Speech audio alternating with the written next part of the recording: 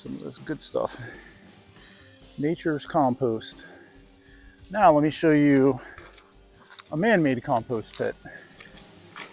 I'm sure some of you with compost pits have experienced this, where things just start growing out of them, and I'm just letting it do its thing. This is some kind of squash.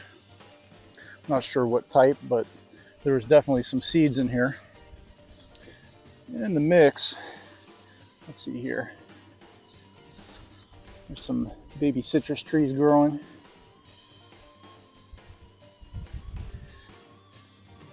Really don't need those. Looks like a couple other veggies are growing down there. Oh yeah, and